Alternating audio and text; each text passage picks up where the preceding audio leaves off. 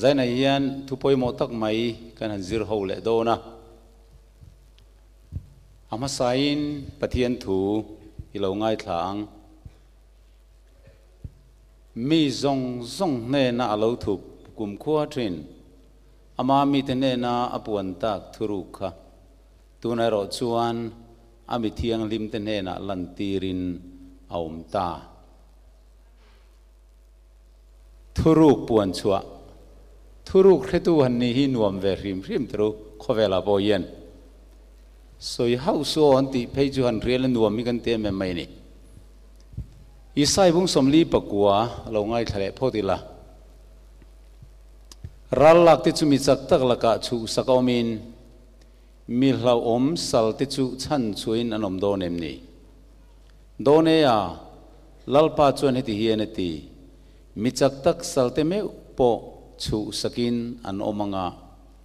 mi hlau om ral lak ti chu chan chuin an omang nangma do tu chu ka do don sia ifa te po ka chandam don ani athu kan chiar te pathian in kan zatan mal som ro se kairo khopui ai gupta khopui kairo khan kan zuk kala kan nau pan lain thon thuin kan lo zir thin kan lo ngai tha to trina heng kairo khopui chan chin te hi atakin ka zumu ve ta lol maya makkati khop mai pathian khoina zara chu ta ka thon tur hi thin chu man lain ai gupta ram hi sal zorna mun pui alo ne kairo khopui khu chu sal zorna mun pui kairo a chuanin kan zuk chama mun poimo tak tak te kan fanga karil ruwa kan nau pan lai ka lo hriat to thin sal zorna lai kha mu hi ka cha ge me mani man lai chuan sal ante hai non mu thei emo boy atana an man sal tiang hinan ting mit thup maya sal te hi anti du da em maya an du le an vua an du le chon eitir an du le an eitir lova an vuak hlum point hu buai a om ve lova sal ni ka arab thak em mai ni na khrom tin reng an tho tira an thok thalo de wan khria le pu den du tokin an hlap mai thina an du len phuar kom renga tiang khanin amai ro chu atoi zon kan soi mayang Amerika rama po tun main khatiang kan midum lampang kan tiang chi ho ka sal le boya an lo mang trina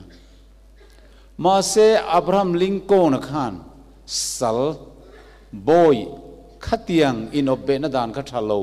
atilu tuka alo chhuwa zalen ta ti kan riani sal atang an han chuak anan lime em mai kha le khabujiak tu te chuanin mi ring tonga zia thiam ani lovange khatilai sal chuak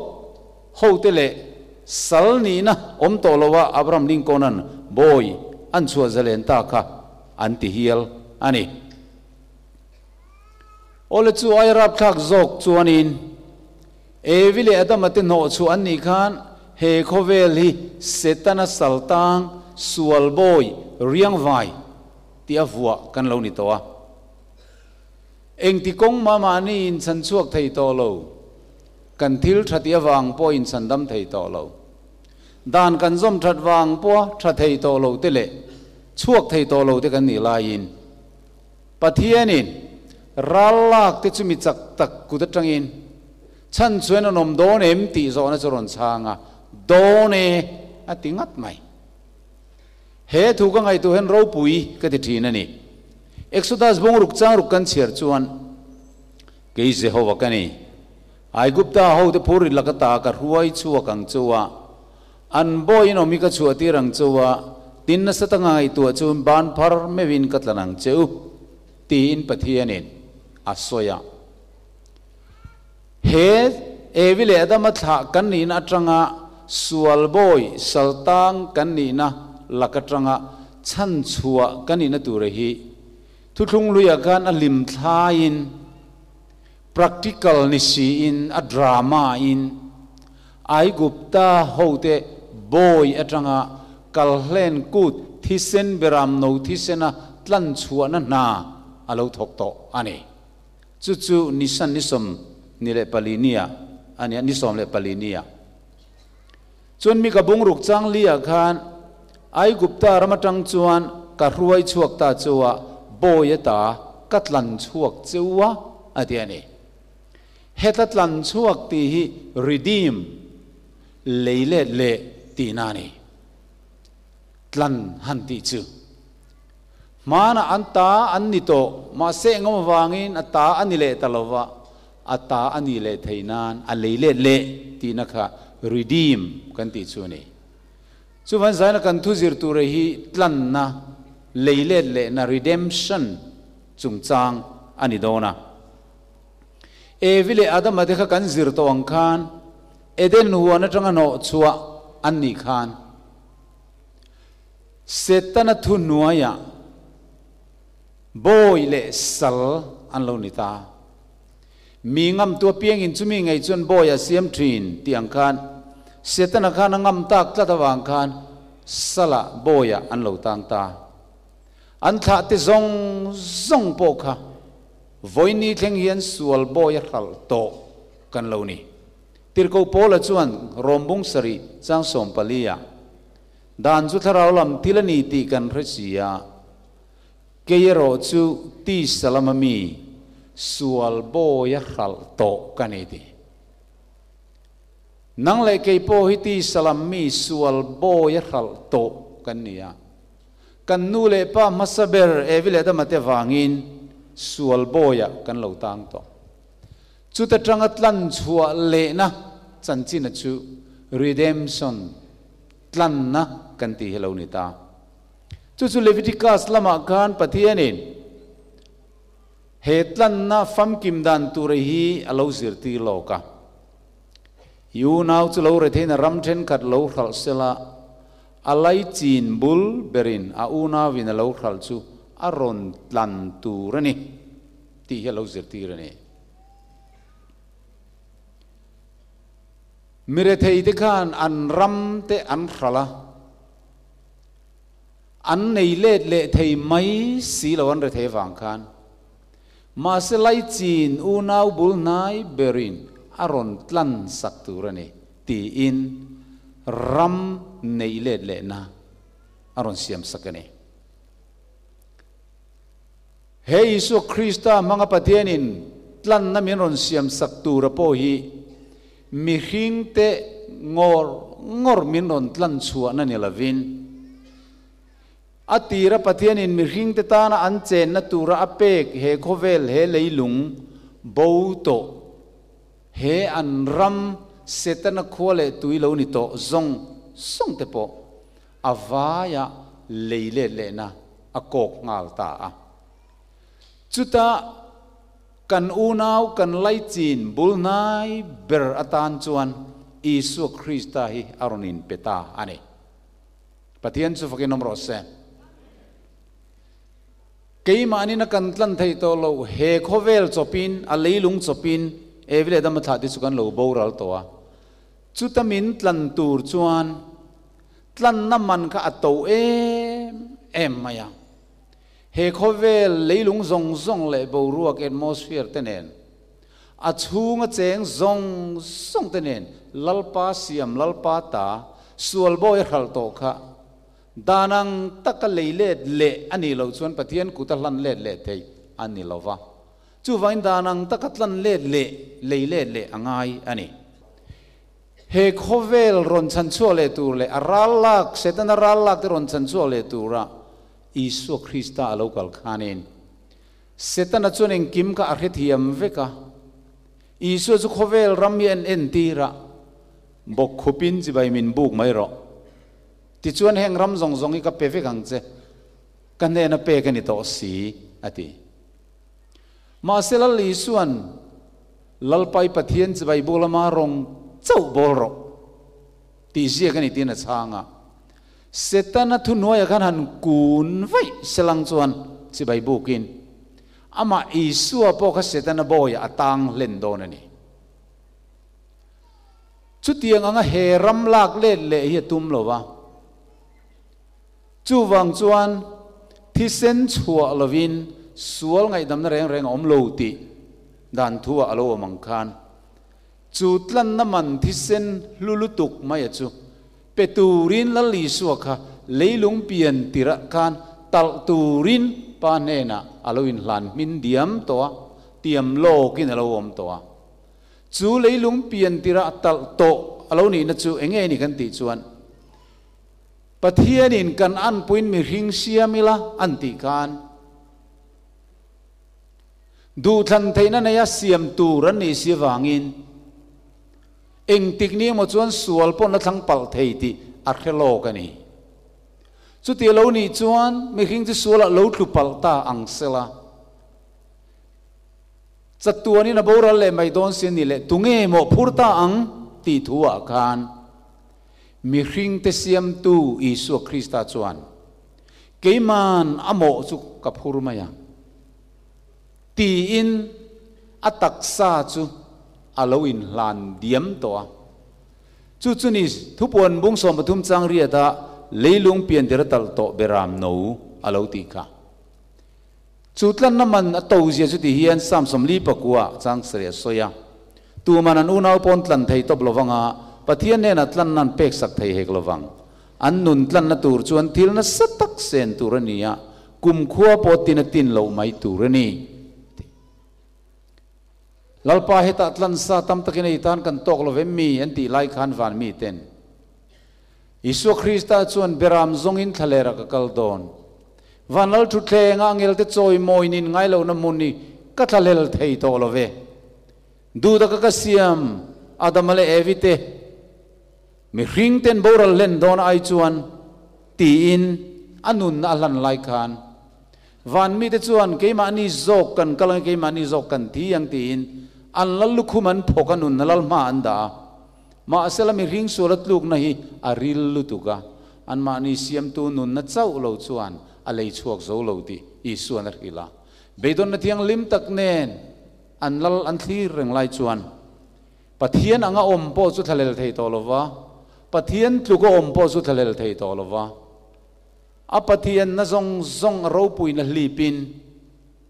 alal lukhum le lal thu thleng kal sanin he ko vel thim re taka alokal ta ti kan soyani ka ti chuan luka bung li chang som poruga la li suan khovela local khan chanchin thra hi ti hian aron puang ngala riang vai tene na chanchin thra ril tur mi ro da wangin lal pa tharau chu ka chunga om ani chuan sal tene na chuan tu le middel tene na midwar ne le na tu soi tur te ti du da tur te chu ti na tur te lal pa lungoi kum tu soi tur den mi ti rani ati he khovela setana saltang boya alo siam to nomna taka lo soi sak to pian tira changa mit alo ti del sakte bengong tele trong thei lo te phar te thlaem a te phung zol kan tiang chi te ka setana soi sakte chu aron ti dam ta phar te ti thiang lima zeng te chu ke na kal tira chuan kan soi ta kan khan setana saltang le boya lo siam to zong tanena pathian chu mangai na khat pathian ani zia tar lang turin panung chang zepui ron puang chok turin Isu Krista chu mi hringa alo changa kumthum le chan veze dronga bol nu gets mani huana atira pai na misual te zong sual mo chi phur turani tia lo in tiam kam na nge in olive huana chuan kan za kholo na zong zulal pan achunga angat ta ati isai bung som nga patuma at ho zo ta lawani kha ti chuan cross a khen be no ma itima yang ni zana khang kan soi to khalam ma jung kal thui to lawanga ges mani huana kan sual zong a phur chu cross a tleitla ka nga ya cross a khen be ni nuwa aruang chu dim takin la thla a thana lungker kuaka anwada ta ni kha kan sual na zong zong su thi chilin thana an phu malung lian takin an chin nan ta ti chuan rom sipai te chu setana chuan aven tir ta ani zana local lo tan tlem ka ui dewa kan soi nu no le lokanga isu Krista cross an thi chia mai khanin setana kha chu chi ta eng ma soi thei anei lova amain pathian chu mangai na nei lo le nun rong angin alo soi to ma se Calvary cross pathian fa pa thi na chuan pathian yan mi hring te valo mangai em ti chu universe ma ngoi rengin aron puang chuak ta sia setana do soi zong zong karon chang thata fek mai ngoi rengin azak talu tu ka setana chu khur ta pathian ram chu nei tu dik tak ne na pek le le turin tlan na man chu kimin pe ka ni ta ti arhia asa se achan don ta ti arhia amang ang ani ama ero chu ti thei om chun chu khang rom sipai te fui pora athan lunglian pui chin nana char tlata thole thei ngai reng reng to lo tura siam ka atum le ta ni ti chuan he Isu Krista mut na than veng tu te bula khan mu thei lo mit longa mu thei si lo in setan le ram huai sual te chu an fukhup mai ani diriam takin Isu Krista chu kan ngam ta lom athi to lom he thole reng reng tu na to lo ti in diriam takle nui so takin than chu an lo kil tuau mai ani amai ro chu pathian chatuan rem ruat thole na zing eng moi dar kar lo theng tur ngang lel takin van lai zola van tir ko ti chuan an lo thlir thup mai van an choi moi nin ngai lo an general ro pui he khovel sual le tra in beina indo na kalta ralak ti san him tura he khovela thina tuar tu kha thi na ne na thole nge yang ti be se na nen an lo thi reng lain setan nge po chuan diriam takin thole ngai to lo wang tin avan tir ko te chu alo fui por ve mek lain Isu Krista chu thi na ne in thana ta tuk thum nia an lo thole ta zing avar tian avan tir ko alo chu ka than lung choron lum sona a en zia chu kol pheyang mai ania ati veng tu chu thiang main le an khora an tlua than lung choron lum sona nang pathian fa pa lo thoroi pan ko chen ti vele Isu Krista chu muthil na thana tang chuan chatuan thile ngai to lo turin alo thole ta hallelujah chuan Bible chuan chu Isu chu kan sual wangin man tir ma thiam kan chan theina turing kai thoina omboka alo tia he thole na zing dar kareng moi tak mai lo thlen lai than thim zong zong chu Isu Krista mel chuan aron chun eng ta sut maya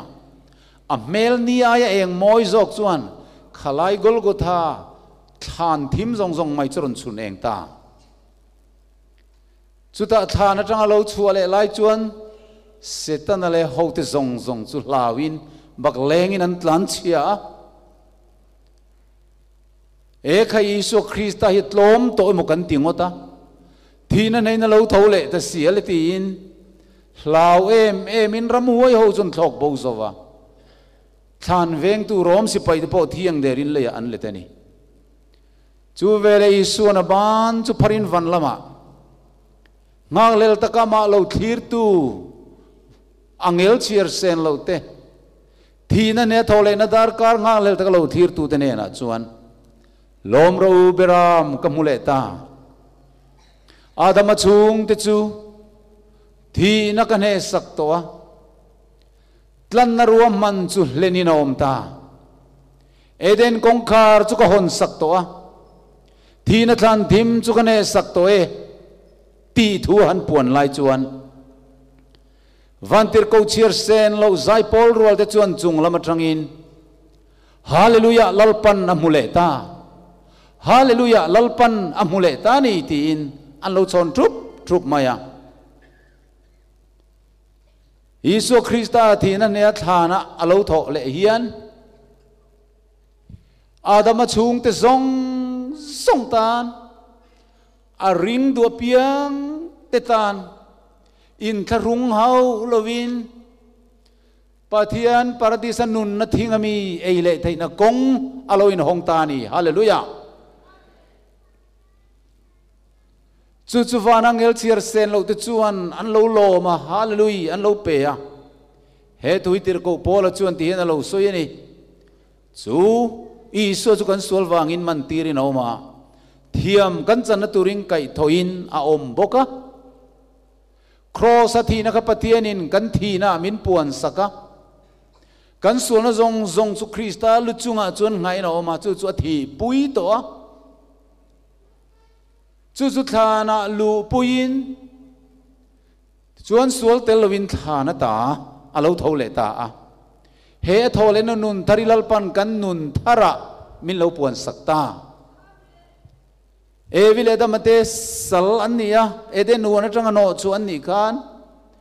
mei khan dai virton zok zok le cherup ten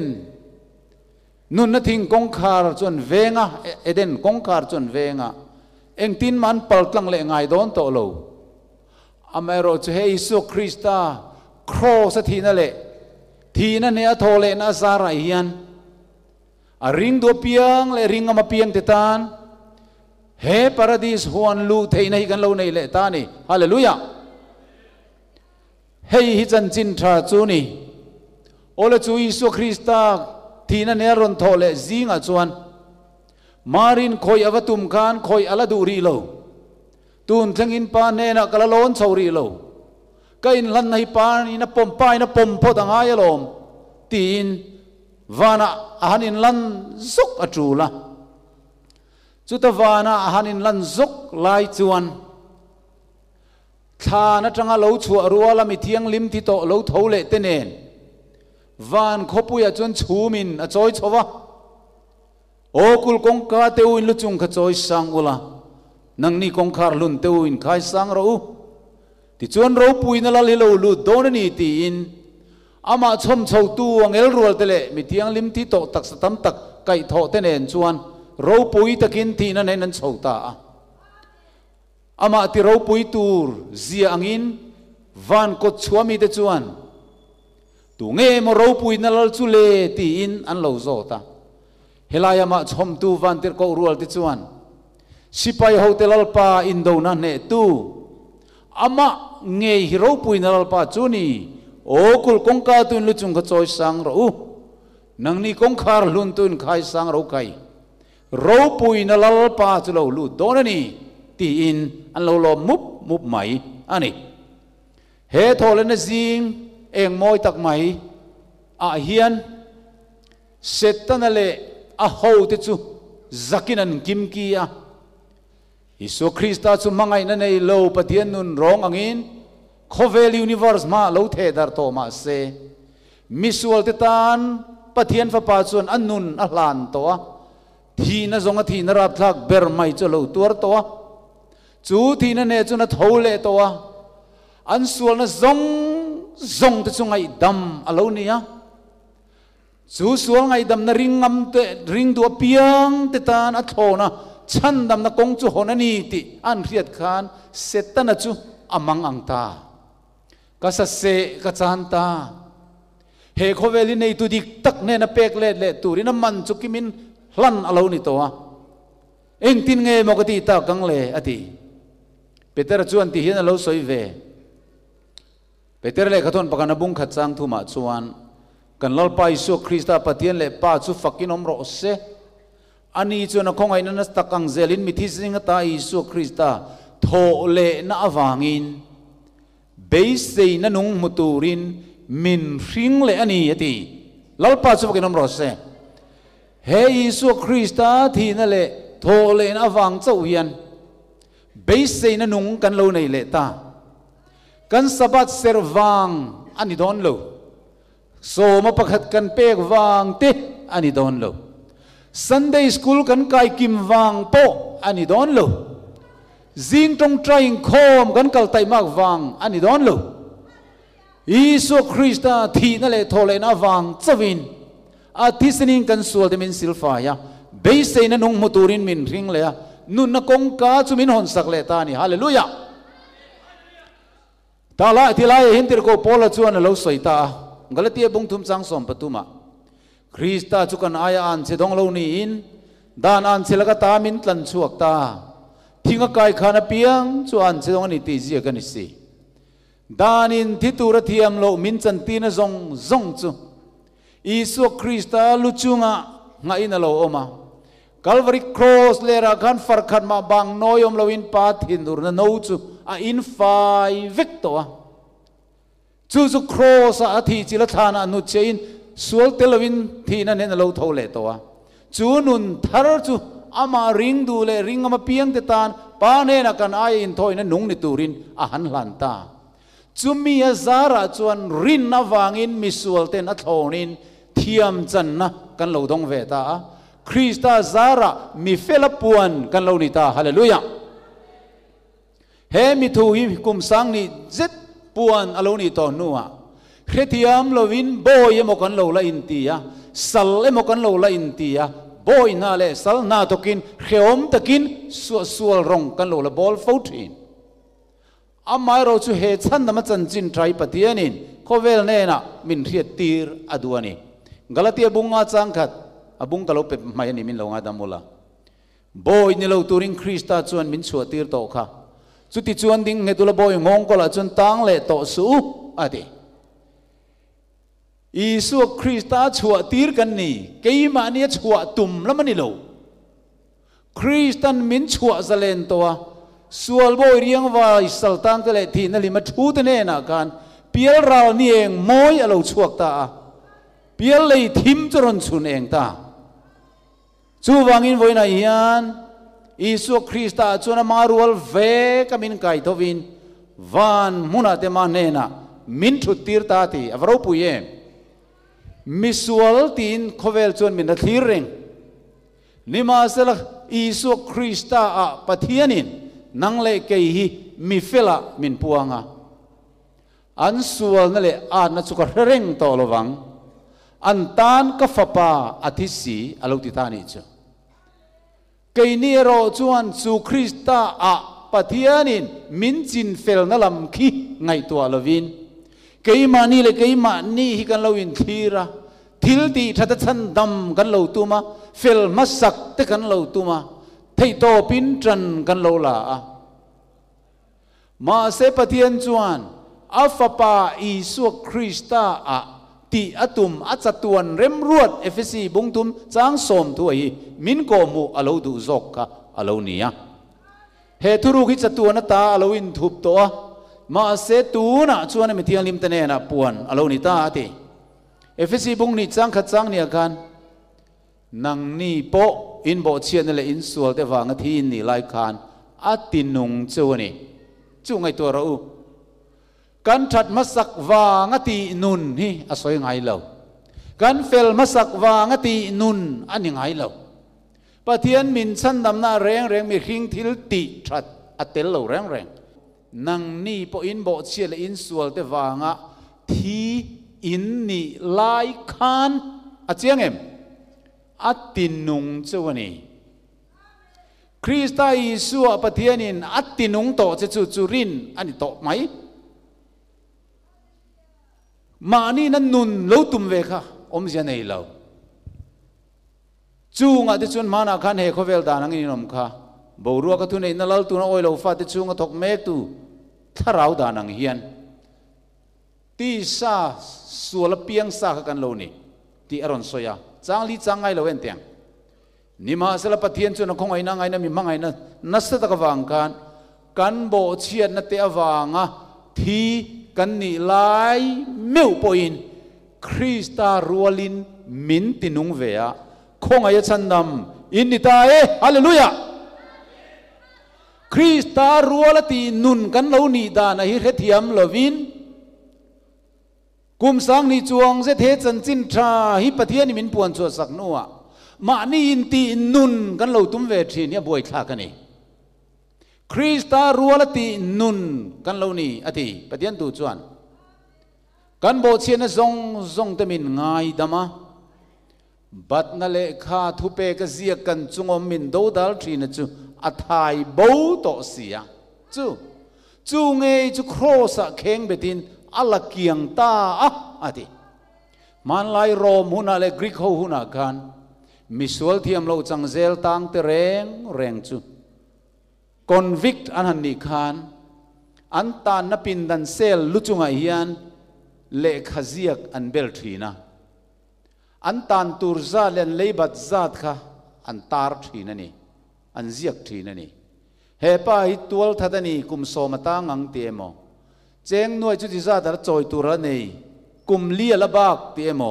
อันตานตูรันบัดซาดขันเซียกทีนั่นนี่อามายเราจนชุงเลยขัดไลนาเตตันตู้อันไหนอะเบลช่วกไทตู้อันไหนจวนข้างอันบัดซงขัดลากสักอันนี้เวเลยคันไงดำอันเหล่านี้อันตานบีข้าอันลากตัวเซลจังช่วกไทอันนี้ที่เขียนในตัวรินจูกงกลุจุงอันตานกงกลุจุงเลขาอินตาระจวนเป็นตุยเซนินันไทยกกลาติเฮียน X กันเตียงเฮียนอันนัวยะเตเตเลสตายที่อันเจียกทีนั่นนี่จู่อากินตาเป็กลักอันิตาเป็ดอินฟูลที่นั่นนี่จู่อันบัดซงเล็กขัตุยเสนอันทายกะอันลัทตาอันไทยบูตาอันนัวยะจวนเป็กลักสักอันิโตเอติเจียกอลาวินตาร์ตัวจู่มีจู่ช่วกเทียนิตาที่นั่นนี่จูอัน historical background จูโปเลเฮียนมิทาวะมูอินยิสุคริสต์ครอสอธิเจียกันอาดามาชุงเตซงสวลมันบัดจูเป็กลากอันนี้ตัวที่นั่นเอโทเลนักขานั้นสวลจงไอดำตัวตูน่าจวนอันช่วกไทยตาอดูเปียงเตที่นั่นนี่จู่บัดนั่นเลขากันจงมินดูดัลที่นั่นจุไทยบูตัวที่เฮยิสุคริสต์ที่ในฮิสุดาติตานเจ้าอันนี้ละวะอับราฮัมทัติตานเจ้าอันนี้ละวะไบเบิลชวนโครินธ์นี่บุงอาจังสมปลียมีซงที่ไอมีประคัดอาทิตย์นี้อาทิเฮ้ยกี่ปนกระเทียมหารครบมายาพาสตอร์เลเวนเจลิสสปีกเกอร์ติตานชวนปฏิญาณอาทิตย์นี้เฮียนกะโลเรทินกตันอาทิตย์กะโลเรทิมเวงไอเลวอามาร์จุสังขจักวสมรุกเลปังอาดิเซมบาร์ท่าเกยมิสวลเบียกโชนตานียนอิสุคริสต์กับครอสอาทิตย์นี้ที่ค่ะปฏิญาณฟิตักไม่คริสต์มาสไลคันมินอนมูติร์เวตาจูอิสุคริสต์ครอสอาทิตย์กันมูเชียไม่จวนเกยมาสวลนะซงกะอาลูพูดที่ตะการเรียเตรียมนักกันดงเวตากะลมลุตุกสุกะดิ้งชัวกะพัดชัวกะอิสุคริสต์เนี่ยนะจวนที่ยังกระจงใจยะลัลปาเกยมาวางินโมขังซงให้เราตัวกะลัลเละฉันดำตัวตันกับปมงำโตสิตัวน่ะจวนเกยมาตันเงยเราที่นี่ที่กระเทียดวางินลมถูกกระเทียดจะตีนกะเอาชัวกะเบียงมิดตุยเราลวงข้ามีจานจังการปฏิญาณตุริลเทน่ะกะดงหาลนี่ลัลปาสุฟกินนมรสเซโอเลดูน่าดูตักเตวใจในเย็นมีซงที่ไอมีปากกาที่ที่เย็นนังโปอิเตลนีเกยโปกเตลนีเฮสุคริสต์ที่ในปฏิญาณินกันทีน่ะมินปมสักตัวเกยนี้ว่าปมละมันนี่เราอันตีเตโพฮีอโลดิกเวคบไหมปฏิญาณินกันตานคริสต์ให้มินเปียกันปมมาได้กันอายะปฏิญาณินอิสุให้เราปมเดียมาจูอทีนะจูกันทีน่ะมินรัวสักตัวจูมีซาระจวนมีเฟลเชียร์กันเรานี่ติร์โคโปลานิ่งติงเอสโซยเราเปลี่ยนทาร์นัวคริสต์เนี่ยนะเข็นเบนกอมตานิมาเซลักกันนุงอันนี้เกี่ยมาตะกรอจุกันอิโตโลคริสต์เกี่ยมาอนุงโซกันนี่จูทวมเสียจุใจในยังกันเรียดเทียมก็ดูว่าคริสต์เนี่ยนะกัน กะเปียนปุยมีริงลุยนูเลปาจังกะชมชัวเดียบอลมีเซียzong sual lom ne na ka lo pian na zong chu Krista Isu chuan belin a oma chu Isu Krista chuan a lo thi pui ta a chu tak mai chu Juda de khan an khe thiam thei lova apramatha kan ni boy kan ni velo tin hebrai an ni na Judatha an ni na Israel an ni na ka an lo chuang em maya amai ro su tir ko pol khan Damaska daya eng ina chuna tang khan pui thiam ne na hetianga zan tina kan tu au chu pui avazir ta alo piang tharta Bible study nei na tang khan chuta zet chuan Kristan ne na khen be in ka ta nima selakanungani ati tin tu na ti sa kanung hirin na nung kani pathian fa pa mi mangai ka in peturin na chuan tu na hian pastor PL biak chone hi sekhum khuwa thir deng pusavoma fa pa kha ani tolo khamia pian pui zia chual zong ka Isu Krista chuan phum bovinom to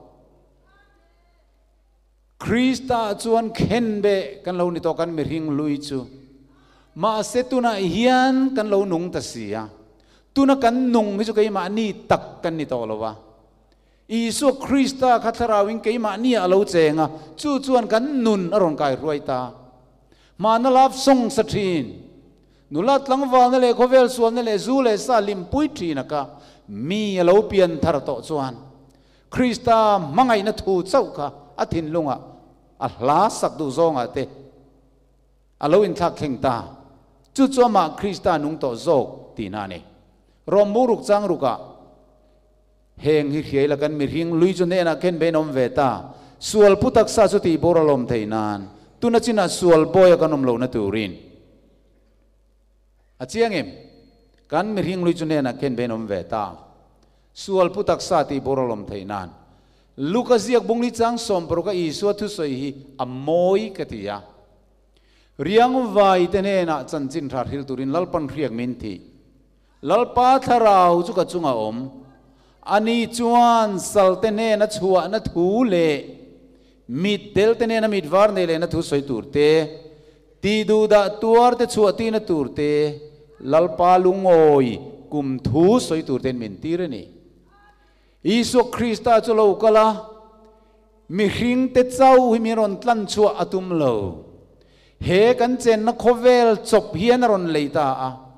cross zang parathi na khan akut ding lama tur na khani kut ding lama tlana akut veilama tur na khani kut veilam matlana alu tanga keler thenga taksa liama tur na zong khan ilu tanga keler thenga al ilu tanga keler thengin atlan che min tlan ti na ka alo ni tanin chu honin alo om ta tanin om te chua tir na turin lalli suwa alo kala chu tanin om te atia chu nang le ke hi kan ni ya sual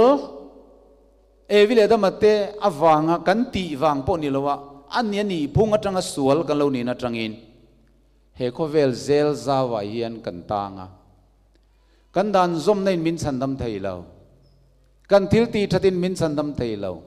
kan mei zuk lo te kan vok sai lo ten min chandam theilo amai ro chung zong ina min chandam theilo la yin Isu Kristan crossa thinarap thak ber min tor saka than thim chu ne towa thina nein chatua na thol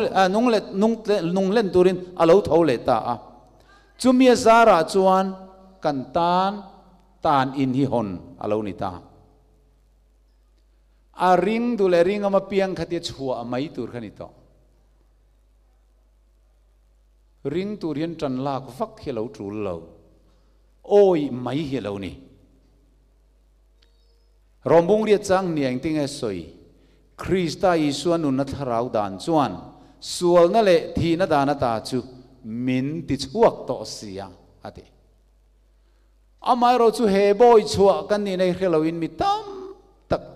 voi na hian kan la ruma sualin min liama min la boya kan la chuak thei lawani a chan chu tan in honani ti kan relo a phelta sual hrui min phuar tu kha la puat tu na seng kan sual hrui min phuar na sual khai diet chu Krista thi ne le thole na hian ati chat to a chu wang tu na chun zalen kan ni to ni ti hi cross mu tu te chun na lo al chu puita sam ziak tu chuan he tlan na hi lo hre thiamin ti hian a lo soi thang kam tu the tang ta sawa chuak in kan nu na chu chuak ta thang chu cheta ke ni kan chuak ta lawani ati thang kam tu te thang ta sawa atal chuak ang che hian sual rui min puar tu zong zong su Christian cross a min thin cha sak to tu nen zalen kan ni ta nima sel Zion chuan Jehovan Mikal sana lalpan mi the ingila tia mei chen fa pari la ra chu khongai lo na turin naw nu tin lai a the ingil theyem ni Isai bung somli pokwa chang som palia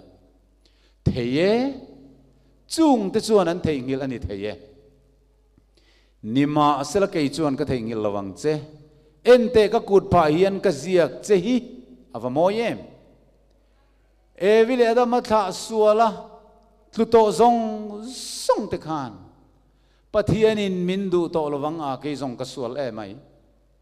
pathian yang ka trong trai ne chang to lo ning ka ria ka trong trai a hul e mai kan ti thin te ro mo pathian in min thei ngil ton yang a kan lo ti thin ani mei chiain an nau pom lai nu te ne lai an mangai lo na turin an thei ngil theyem mei chia chu na lo thei ngil chang pom ani mai thei ma se ke chuan ka thei ngil lo che ente ka kut pha hian ka ziak che ni ti pathian hian min thei ngil ngai lo pathian chu mangai na ni ti Calvary hian apuang chiang lu tu ka suale ma kei zong san dam tlak kan ni lawang kan ti hian pathian kan ti mol powani le ka soyang khan sal te chu in muai man lain sal an nei thi ni kan ti kha kairo khopuya chuan pa pakhat chu valeng chuaka sal an loin lila mol chu va muta sal chuan pu te thuan oi lo thei lawa oi lo chung point an thong nge yangai pa pakhat chu valeng chuaka khatia sal an loin lan mol mai phei khok khal takan loin khal mol mai an mu kana khongai ta em mai ni so mi so ka fa patan ka leidon atita apune na chuan a vadon ta aman chu lo sang viau mai ma se a leita ni ka fa atan ka leidon heti rim mi ring lo piang ve ta cheng salain chorreng mai chu tin a khongai em maya chuan chu sal chuan apu ina an lei nuwa chuanin mananin lan lai an mu chuan so son sala min leile don mo an na ka thok to chuang long kan ning to thi ka du sal ni ka pe to lo tin lo ang ani ma sela pu chuanin a hruai hong ta ma ina chuan in nuam tak mai chuan hruai lut ta badroom in bol fai tira kor tharnen su tharnen an belta pe khok thartenen perfume rim tuitenen in nuam tak mai chunga chuan cho an ei tir ta choko puar ei ngai lo ti taka tui tak men ei bor mai chuti lai tak chuan a pu chuan ti hen soi ta ni tlangwal ni china khan ina ka thok don chuang lo boy ni ka pe to lo tin mi vi na I ang bor kha ka ria ni e ka he thiam che boy atan leitura mi ngai wang ani ti ka ria ma se ke chuan boy atan ka lei lo che boy ini hi ka khongai lu tuk che ka fa atan ka lei chen te hi ka in hi I ro atan ka pedon che ni I ro lu atur ni heng greb huan zong te hi ente ka ta ve kan ni song lai ei pul huan zong te so ente ka ta ve kan ni heng zong I ro atan I ro lu atur atan ka pedon che ka fa atan ka lei che ni ti thamai a choi lai a chol ta a bianga mit tui lo luang ta trap chung in a pu ma vakun ta ka pu mi ngai dam ro ka riat lo wang ani boy tan bok min lei tura ka ngai chia hetiang in le lo tha le ro zong song ka tan i lo ruat ani ti ka riat lo wang ani mi ngai dam ro tin a trap ta kadam chung in i rong ka bolanga i du piang soiro ka ti zelang ti in ain lan ta zok ani unau du tak teu boy ni lo turing Krista chuan min chu tira chuti chuan ding hedula boy ngong ko la tang le to su min ti varo puyem tharau thian lim kan nena min pe khan pathian mangai na chukan tin lungaron lei ve ta chu boy po chuna pu mangai le na chulo nei ve ta fatak rolo tu turani ti ain thiat ta ka wangin boy ni na nga na thok to lovin aputan lom takathok tura in pe angkhan he tharau thiang limina kan tin lunga Krista min mangai na le cross thu kan han thiat thiam tak vele hian thin lung chunga Krista mangai na chulo piang nga la chu pathian kan mangai na chu enge lo ni ta mangai na nei lo chuan pathian re lo pathian chu mangai na ni tia zona bung som pali chang som panga nang nin min mangai chuan ka thu pek tin zo mang pathian kan mangai ni chu hi ni thu pek kan zom hi thu pek chu khir si lo he chandam na thon mai don tir kan lo ni kan ti pakhat ma tel lowa khongai na thona thiam chan tir van khua Jerusalem thar zong zong khi kan ro tan lal pan na thon in min lo pe ti khiat na nung heta alo pian to china chuan pathian thu o himin harsa anti to lowa nuam anti to zok thina ni chu wang chuan ni zaina hian he mangai na mangalal pan nang le kemiron ko na hi nang ni nang tan nge ka thu zom silo lal pa min ti thin betel le tir ko chuan mi ring thuan pathian thu kan zom zok turani anti ole top nan he thon tu yang kan ti top lok teng he nu hi ama dik tak chu ani lo mai the ma se enti na kan soyanga voi khat chu phone lo ri pastor biak chona ni e maron tia o ni e enge ni ta khongai takin hospital ai lo tlan tha thayem kan patient pakhatin in ti luma tum reng mai kan dang zo lo ti thu lo thenga chu kan na ber lo menge man lo om thayang tin katlan thanga la me se tle rol pakhat chu lo trap fap mai lo ka su na pakadu lo che min lo ti nula enge ni enge chan chin ka ti ya chuan pindana chuan kaning kal khum ta counseling pe ka ngai ti karfia in ti lum chu lo man mo su darkar ni emo tal hun min pe langin chumi zoi du le in ti lum don ya ka ti ya ti chuan ka laptop ka honga zantina ka thupuan chu Krista le sitanin karin beina tanga bum na local sodan le Calvary cross am isual te menon zon chu dan chan chin chu he nu hi ka hilta chuan ani chuanin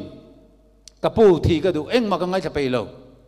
thi ka du ka nung pe to lo khovel ram ka ti atia mi vina ngoi ro lo ngai thapot ro ka ti zela enge thi du na chan ka sual lutuk dam tlak ka ni lo ti sual i soi thayang zong zong min thil te kapu ka ti lo i khelawang min ti ani kumezang ai ni kum som pasari te tangin rui thei thil nen me che mi patna nen tu nai hian HIV AIDS kanitoa positive satlia mai kanilo reilo te ka thilon tho chu van thi ka du ati hei a phal na soi kani tu na karon soi me ki a phal na chi a soi kani ole ti chuan pathian thu chu kan thilta a chung zong sual mi sual te tan chuan i sual lo kala sin chung kan sual zong phur bo na chu ma sin ti thu chu kan thila toy zong in dar kar ni kanin be ani ka soi dan zong ka soi chuan dar kar ni bok ka mang le do na chu wangin ti hang ka kat toy mai anga a to pa chuan he nu te hian kapu kayang mi sual hi pathian chuan min langai dam ve theyang mo an ti ta ni theye ke zong dam tlak kan lo ka sual e mai ti ngoi ro thitlak in lo zok tu na thi mai ngai tum thitlak il ni reng lo i thi mai chuan chan na ma thu re thiam lo ni thi do na chu wangin thi tla ke le lo pathian in misual te min mangai zia ti kha kan soi chho ta zel atharau til men tin lunga naron to ka bianga mi tui lo luang ta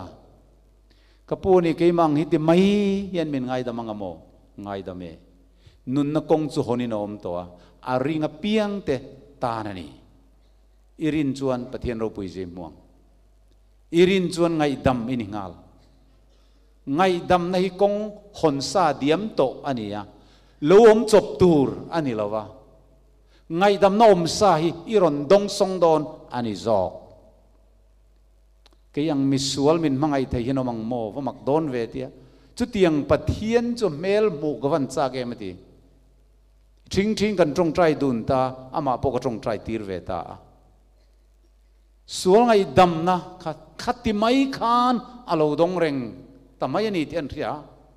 tu na yan thitai la chan dam kan ni don ani ti an thar ta chu alom talutuk chu kan amen zo chuan kapu AIDS ka veilo wang di kawan lau tak em ati tani AIDS kalau veilo ilang chuan tu na ka mu ang lom na lim ne ka mu don si lo ati eng ting ni ta zelang eng ting ka om zelang ati ya ti khan Krista chu ita na thi to ta chuan om reng ro setanan misual ni chandam tlak ni lo ti point Krista ka ko mu ro isual purtu ka he Krista phena yen patianin isual amu zo don to lo Krista ivon tlat chuan katia eng ting ni zelang atia izung bun de kha ipayanga ila li panga imit noi dur hiam muam de kha atok lekin noyanga ithior chengchung de payanga Isu Krista mengin baptisma i changanga chu zong chu tok katita a beng chun pot thamol mol beng bele thi te ron lipa angon ti ron lipa ka do kana ron da ngala ngoi ro man to om ser khal ro i pocket mane duang katia heng pathian huwa zong thil hi ka du tolo ajin ke kortot tak tangin ku va khor le meizial then khat te le eng mo churon phorta khamini tang khan asim ta ne nun thar alo nei ta enge nun thar nei tir tu chu misual dumber avar na chu calvary thisen loni hallelujah Isu Krista tlan na thisen zara yan voina ngai po yan a ring dule ring ama piang tan ngai te calvary tlang cross chunga mitin tan nun na tu luang a ring a piang an nungang ring lai nungang menti ya nun na kong chu honin om to ai den tlan tim kong khar chu honin om to a nun na thing chu thona ei thei in kan nen aron in phun nai ta chu nun na thing chu ma Isu hi lo ni voina yenu na du tak teu setana saltang kan ni tolova he khovel chopiang Krista ta alo ni le to a he khoveli kan lalpa le Krista ram alo ni le ta lalpa chu pakin om ro se eng ting ni mo sun ron siam thar le anga setanan pakhat ma chan vo nei don lo a chunga cheng nang le ke zong po Isu an thisenin min le to chu wangin herin na ian kan dingam ani chuan un au du tak teu aran pa pian tharna a om to lo tu ni chu thu tak i lo pom chu itan pian tharna ani aran pa emotional feeling wazon vak khani lo he Krista zara patianin khongai na kong min hon saka chandam kan nia boy chua kan lo ni to sal kan ni to lo wa van ram zong zong kan ro tan lalpan min lo peto chu chu thon veka kan chan vo alo ni kan ti pakhat ma atel lo chumi kan riat thiam ta ka tang chuan ama kan mangai let ve na chu athu pek kan zoma lo par chuak ve ta mai ani chumi awang chuan chol ni te po chu lim te kan lo ser ve thei ta chumi awang chuan sual te po chu kan lo ban san ve thei ta thil thalo reng chu kan lo ti du to lo wa min mangai tu rong bol chu kan lim na ber alo ni ve ta zok alo ni hei hiani chan chin tha chu wangin sai na hian isual zong atleng fai zo ta chandam na muni theng thei to Isu nun na kong min hon sakta ring lai nunga pathian thu kan zatan mal som ro se tuna kan zawain dingin pathian kan lo fak howanga ngai te Calvary tlang cross chunga mitin tan nun na tu luang a ring a piang chon nungang ring lai nungang Isu Krista zara ka soling ai damani ti ka ringam ti zong kha dingin kan sa zel do ne o Mai te kalva